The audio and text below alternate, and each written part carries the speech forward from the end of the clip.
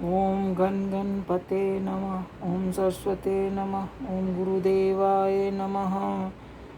पंच भिक्खु की कथा। एक साहूकार के बेटे की बहू थी जो बहुत सुबह उठकर कार्तिक के महीने में रोजाना गंगा जी नहाने जाती, पराये पुरुष के मुख को नहीं देखती थी। एक राजा का लड़का था। जब भी रोजाना गंगा जी में नहाने जाता और सोचता कि इतनी सुबह नहाने आता हूँ तो भी मेरे से पहले कौन नहा जा लेता है। 5 दिन कार्तिक में रह गए। उस दिन साहूकार की बहू तो नहा के जा रही थी। राजा का बेटा आ रहा था। खुड़का सुनकर वह जल्दी जल्दी जाने लगी तो उसकी माला मोचनी छूट गई। राजा आया, माला मोचनी इतनी सुंदर है, वह पहनने वाली कितनी सुंदर होगी। सारी नगरी में राजा ने हेलो फहरवा दिया कि जिसकी यह माला मोचनी है वो मेरे पास 5 दिन आएगी, तब मैं उसकी माला मोचनी दूंगा। साहूकार के बेटे की बहू ने कहलवा दिया कि 5 दिन आऊंगी, पर किसी को साग भरने के लिए बैठा दियो। राजा गंगा जी में बिछावन करके एक तोते को पिंजरे में टांग कर रख दिया। वह सुबह आई, पहली पैड़ी पर पैर रखा। वह बोली कि हे कार्तिक ठाकुर राय दामोदर पांडु छठो नारायण भी सम राजा, उस पापी को नींद आ जाए। मैं सत की हूँ तो मेरा सत रखना। राजा को नींद आ गई। वह नहा धोकर जाने लगी तो तोते से सुहा से बोली कि सुहा सुहा सो बट्टा गल बोलूंगी हार साख भरियो मेरे वीरा। सुहा बोला कि कोई वीर भी साख भरा करता है। जब वह बोली कि सुहा सुहा सुहट्टा पाग लागूंगी नेवर साख भरियो मेरे देवर। सुनो, सुहा ने कहा कि अच्छा भाभी, मैं साख भरूंगा।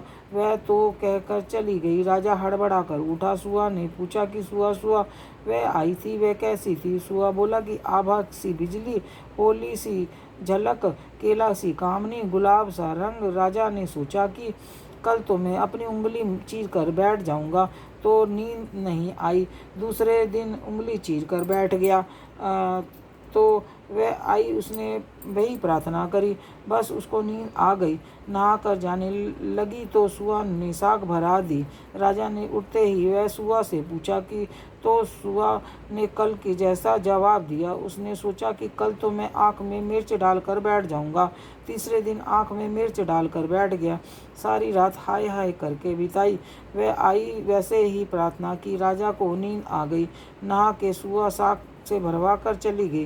राजा ने सोचा कल तो कांटों की सेज पर बैठाकर बैठूंगा। चौथे दिन कांटों की सेज पर बैठ गया। हाय हाय करता रहा, पर जब आई तो उसको नींद आ गई। वह प्रार्थना करके नहा के सुबह से साग भरा कर चली गई। 5वें दिन राजा आग जलाकर उसकी राख पर बैठ गया। वह उस दिन भी प्रार्थना करती आई, आज भी मेरा सत्य रखियो। राजा को नींद आ गई। उसने सुहा से साग भरा कर कहा कि उस पापी से कह दियो मेरे 5 दिन पूरे हो गए हैं, अब मेरी माला मोचनी मेरे घर भेज देना। राजा ने उठते ही सुहा से पूछा कि आई थी क्या? सुहा बोला कि आई थी, अपनी माला मोचनी मंगाई है। थोड़े दिन बाद राजा ने कोढ़ निकल आए। त्राही त्राही करने पुकारने लगा। ब्राह्मण को बुलाकर पूछा तो सारे शरीर में जलन कैसे लग रही है? ब्राह्मण बोला कि यह कोई पवित्रता स्त्री का पाप धरा है जिससे लगी है। राजा ने पूछा कि अब कैसे ठीक होगा? ब्राह्मण बोला कि उसको तुम धर्म की बहन बनाओ और उसके नहाए हुए जल से नहाओगे तो तुम्हारा जलन कोढ़ ठीक होगा। राजा माला मोचनी लेकर उसके घर गया और साहूकार से बोला कि ये तेरी बहू गंगा में भूल गई थी, यह उसे दे दो और कह देना कि अपने नहाए हुए जल से मुझे नहला दे। साहूकार बोला कि वह तो पराये पुरुष का मुख भी नहीं देखती।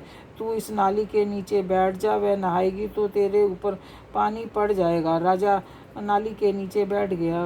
यह नहाया जल गिरने से उसकी काया कंचन सी हो गई। ये पंचभिखु देवता जैसे साहूकार की बहू का सत रखा, ऐसा सबका रखियो। कहते सुनते ओंकारा बोले, हमारे सारे परिवार का रखियो। पंचभिखु की कथा समाप्त। जय विष्णु भगवान की जय। जय कृष्ण जी भगवान की जय। सभी देवी देवताओं की जय।